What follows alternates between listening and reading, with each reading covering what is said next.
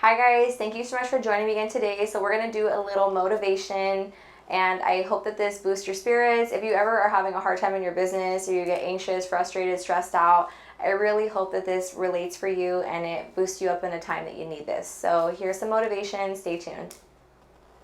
So I don't know if you guys have ever experienced this because I totally have. You have a really slow week at work or all your clients cancel.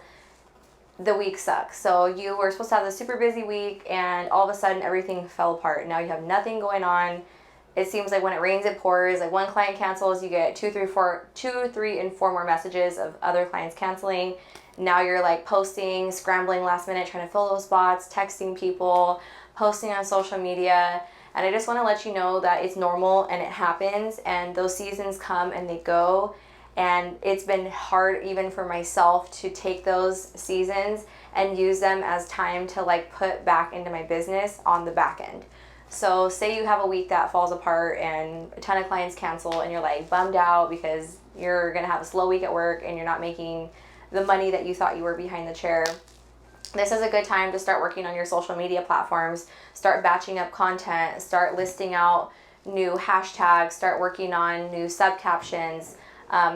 We usually always have more than one platform, especially in today's day and age. A lot of people mainly have TikTok and Instagram, Facebook, whatever platforms you're using. Really take that time to like work on your platforms and batch up your content. And I love to do that. When I'm slow, sometimes I'll just hop on and make a tutorial video. And it could be something super simple like curling your hair, how to apply a specific product knowledge. Just hop on your social media, create content that educates your clients and adds value to their life, and also use that time to batch up content that you have in your phone that may be sitting in your camera roll that you got too busy to post. So there's always something. I recycle content. Even if I have like a week that's slow, I'll go in and I'll recycle old content and just batch up my week's worth of posts and get that going. Sometimes I'll go out even farther. I also like to take that time to organize.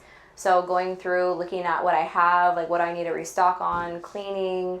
I'll take classes, like I'll look for a lot of outside like online education, I'll read books, like find whatever you can within that week to be productive if you don't fill those spots. So of course, yeah, you want to fill the spots, you want to advertise it, you want to reach out to people and you want to let them know you have those spots open.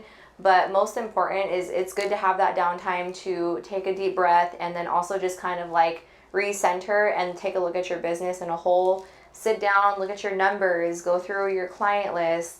Look at who you have, look at, how much you brought in for the week or the month and look at how much you spent versus what your budget was and how much you anticipated on bringing in. Like it's a great time to look at all your receipts, get everything organized so that way at the end of the year when taxes roll around, we're not scrambling trying to find stuff.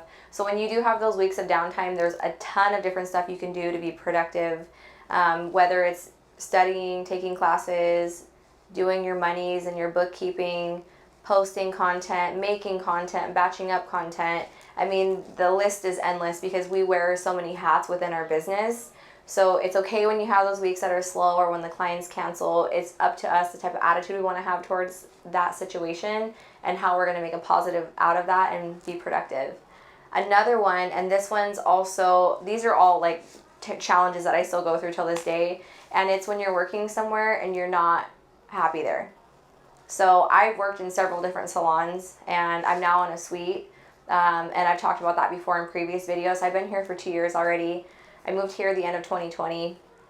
If you're working somewhere and like the environment is not uplifting and it's not positive or the culture just is not, it's a toxic culture. There's a lot of like arguments or gossip. Like you don't want that in your business and you don't want that in your space. You don't want that energy in your life.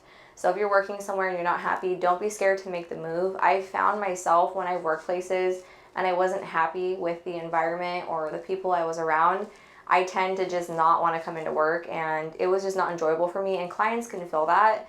So you have to be able to be true with yourself and be confident to walk away when that situation doesn't suit you anymore, and don't worry about what other people think, because at the end of the day you have to think about what is going to be best for your clients and what's going to be lucrative for your business, and most of all what's best for your mental health.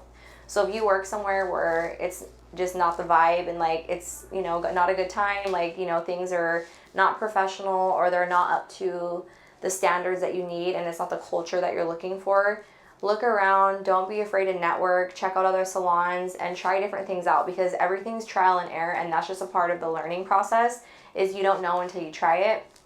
I worked at a couple different places till I finally found where I was really happy and where I really loved.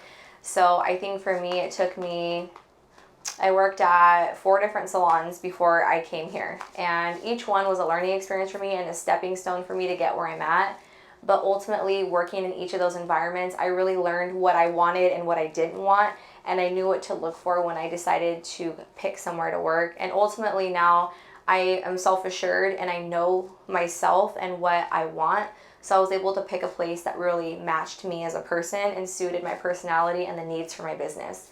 So if you're not happy where you work, don't be scared to make the change. It's never too late. You're never too new or too old to make those adjustments. You just have to be confident enough to make the move and try things out, and you'll find a place that suits you. There's always a place for everybody, and you just have to know that it's okay to make the changes. You don't have to stay somewhere just because you're scared to look like you hop around or get these negative personas that people put out there.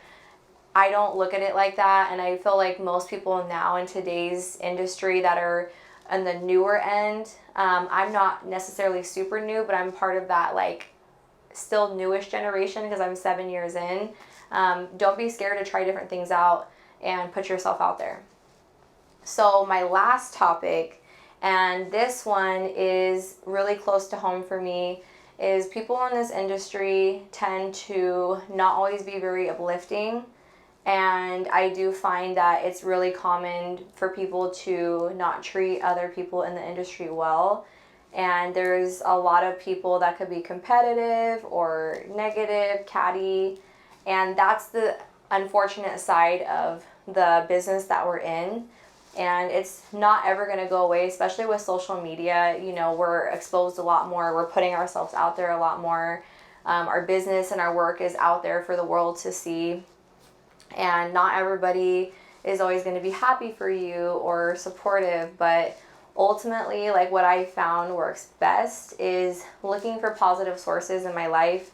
I love to listen to podcasts. I love to spend time with friends that are super uplifting. I love to feed myself good information that lifts me up and makes me feel good. And then also, like we talked about, choosing the type of work environment that you're in, the type of people you surround yourself with.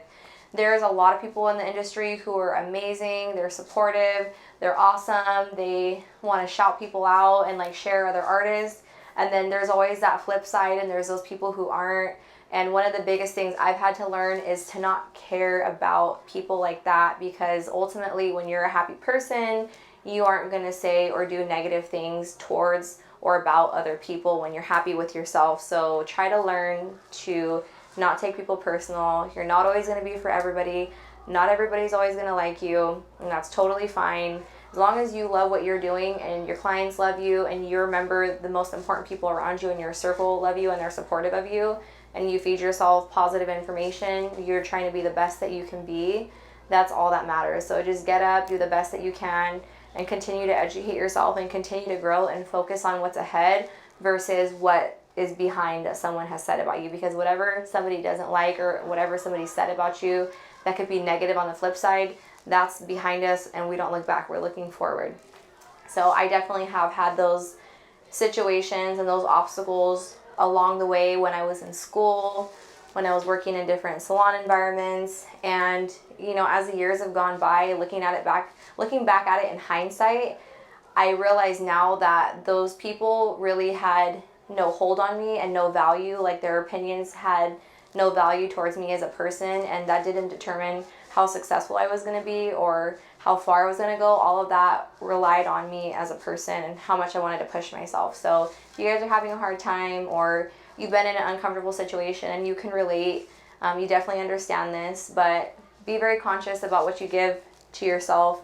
Be kind to yourself. Like, don't criticize yourself, and surround yourself with people who are positive and uplifting, and feed yourself a lot of positive information. You know, make sure that you are keeping yourself in a good headspace, because that's going to be really important to sustain yourself mentally in this business. You do have to have a thick skin, and you do have to have a strong mind to be able to withstand running a business and being self-employed. But no, you're not alone. We all go through those challenges and those obstacles. I hope this helped you guys out, and I can't wait for you to see my next video.